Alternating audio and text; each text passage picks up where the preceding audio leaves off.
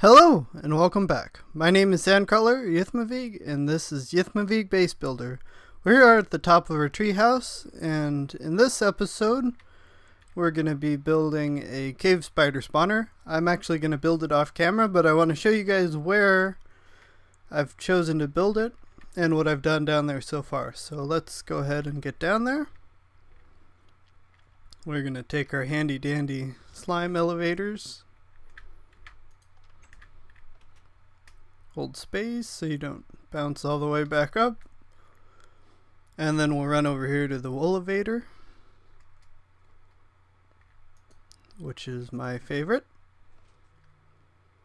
I'm never going to get tired of this. I really like how it slows down at the bottom. And you can see that this is new from the last episode. So we'll go ahead and jump in here. We take a little bit of damage, but I didn't think it was a big deal.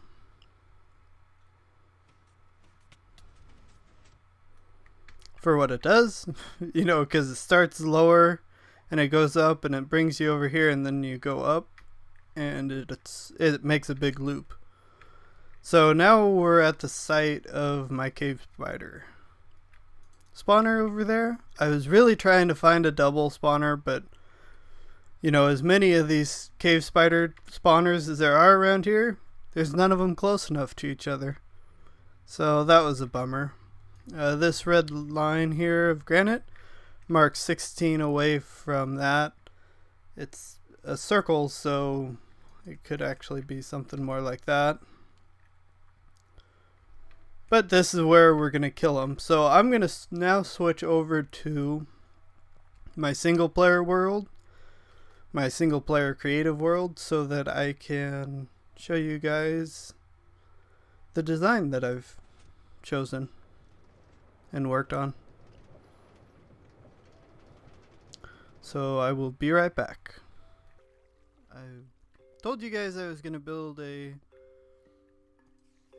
cave spider trap in here, and that's what I did. And you can see a problem with it right there. How in the world did that spider hit me? And if I walk up here again, they'll do it again. See, I have no idea what's going on here, but I ended up building Woolly Creeper's design because I was having that problem with my design, and so I tore out my design and put in Woolly Creeper's design because they're basically the exact same size and do the same thing, but it still happens with his design as well.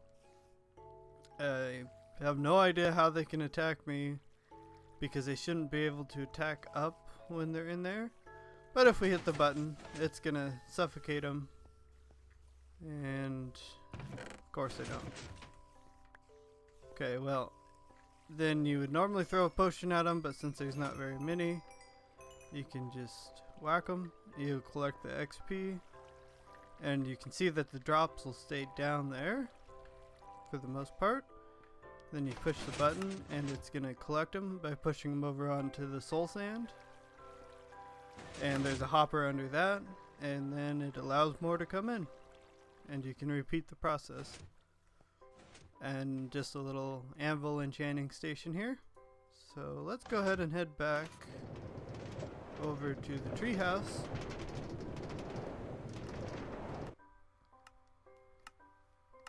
I really like these elevators.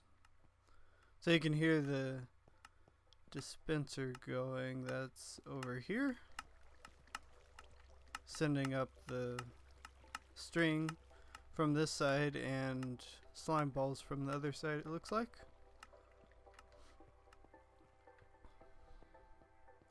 So to end this video off, since I didn't have a whole lot of luck with XP farms from spiders, which is largely what I have access to, I set this little room up down here.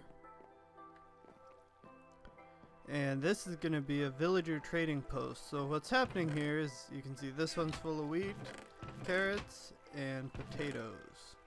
You can trade wheat, carrots, and potatoes to farmer villagers. So the idea here is that you break one of these chests, and it's all going to wash down over to here, and you'll pick it up. It's going to sit right on top of that slab. Down here we have a item sorter with a chest in it, so it's going to pick up your chest and put it in there. And you can see I've started to set up I want to have a villager swapper unit, and that's what we're going to build pretty much right now. So we do need that block there. I keep forgetting that. Or no, we don't. We can get rid of that one. Okay, so we got that one. Go ahead and eat. I have this circuit design pulled up on my other screen. So we're going to go out 4. I'm going to place a little block there for us. We'll do a dispenser there, and I forgot to bring a button. Give me a button. So we're going to have a button there that you can hit, and that's what's going to cycle this.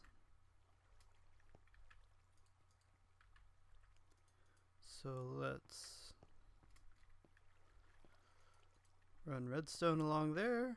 We'll get our cobblestone blocks back out.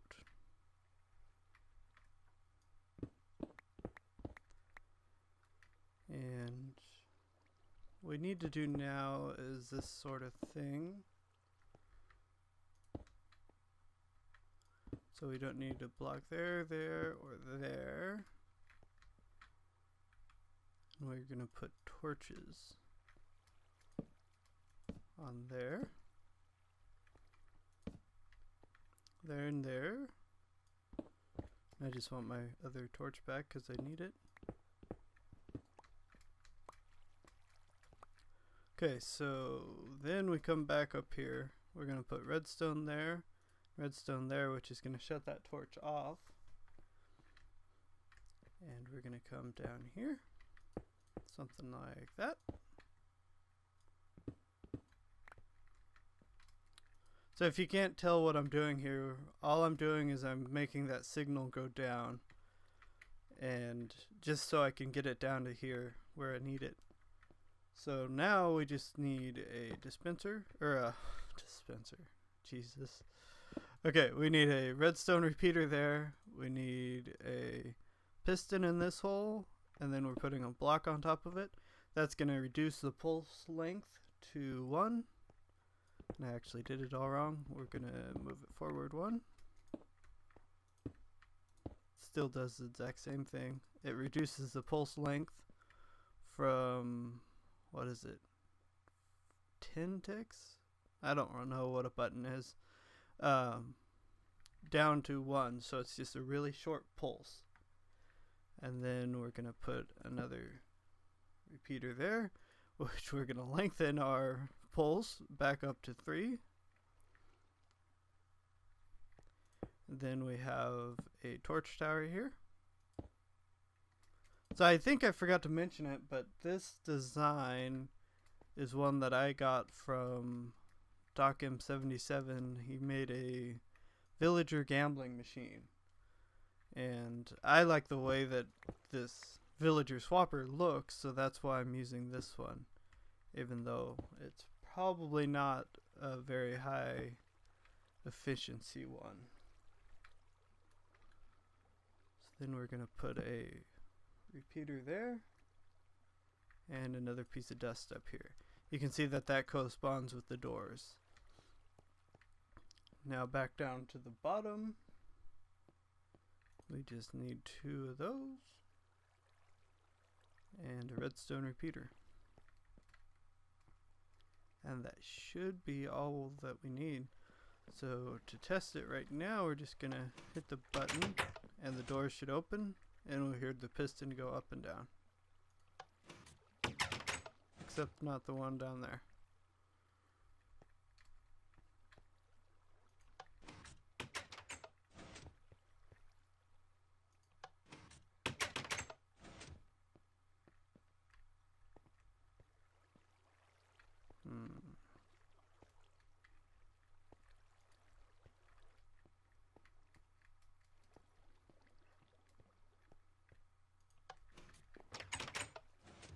I don't know why that one's not going.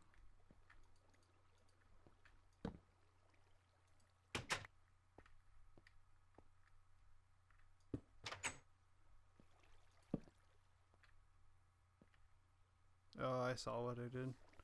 Okay.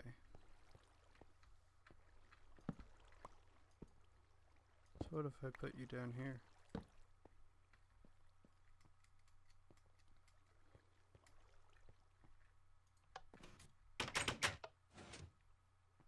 Oh, that's the dumbest thing I've done. Okay, I know why it's not working. Because it won't move the world, sadly. And stone is a movable block. So yeah, there, my dumb moment is over for this episode. So now if we push the button, that piston's gonna go up and pull back down. And I'll just have to get some glass or leaves or something to plug that up. It actually doesn't matter because the villager can't escape. Okay, so next off we need some villagers in here, so I'm gonna do that off camera. You can see that it's all should be working. I'll get some villagers over here and load it up, and then I'll cut you guys back in. Okay, that is done. I have my villagers loaded up, and that's the first button push, and it's working. I hope. Looks to be working. I don't see 2 villagers in one yet. So let's go ahead and grab some wheat out of here and just trade with them a little bit here. See how many trades they'll allow us to do. I guess a bunch.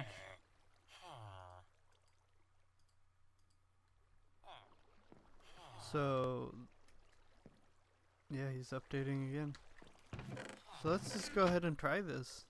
I was a little weary about it, but let's just try it with potatoes. They're just potatoes. Of course, I did it all wrong, but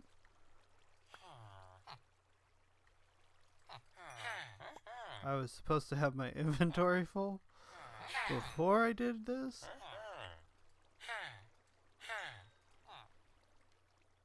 Okay, so I'd say that trade is locked. Yeah. So now if we cycle him, you do have a potato trade. That's the idea behind having them able to cycle. Of course, I've been giving them food too, so that might not be the best thing to be giving them.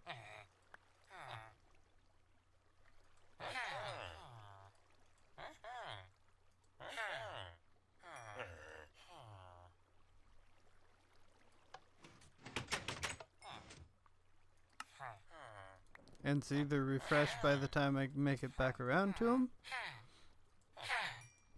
So yeah, if I do this right next time, I will have a full inventory before I start.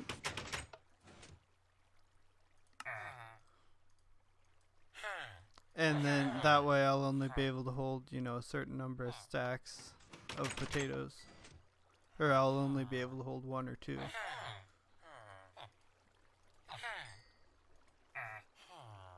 Okay. That guy's locked me out. Next villager.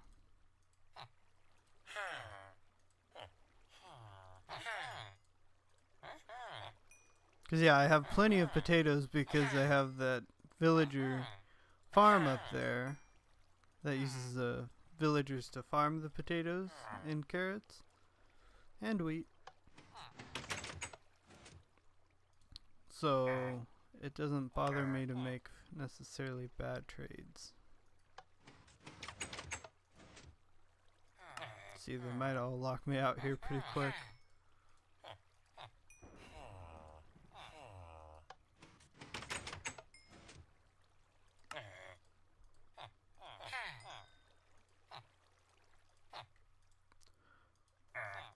But yeah, like I talked about, next time we'll fill our inventory full of stuff.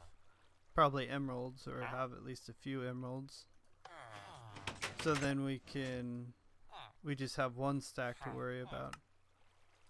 And I think they've all locked me out.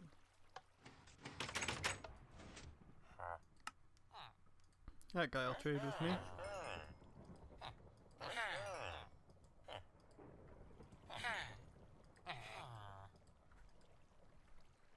Next guy. I think 3 is a pretty good number though, for the most part. Yeah, they might all have made now. I think that'll happen less when I have them more of their trades unlocked. Although I might have all of their trades unlocked now.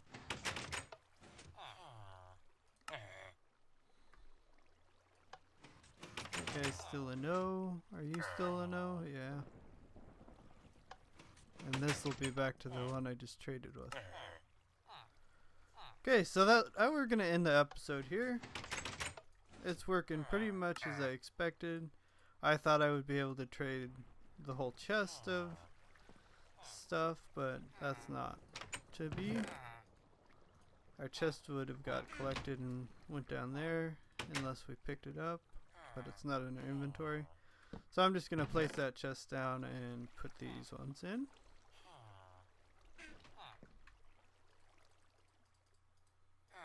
So yeah, we got over a stack of emeralds from just that little bit of trading that we did. So next episode we will be working, well, we got a couple things here that we're still doing. We have this sort of system here. I don't want to show it yet because it's kind of just a mock-up right now. It goes down there and it triggers an RS NOR latch, or a toggle switch, I can't remember what I have it hooked up to, and that's what turns and activates the slime farm on, which you can see is still shooting slime balls up because the chest is probably about full. We're also going to do that for the mob farm, so the mob farm's going to only turn on when we come down here and we ride this chest over there and AFK. I'll measure out the optimal spot for it, which is probably about here, floating out, 20 some odd blocks this way, probably right over this farm, and then we'll start to make everything look pretty. That's our next goal here, so everything needs to start to look nicer. So that's the plan for next time. Thanks for watching, and I will see you guys in the next episode. Bye.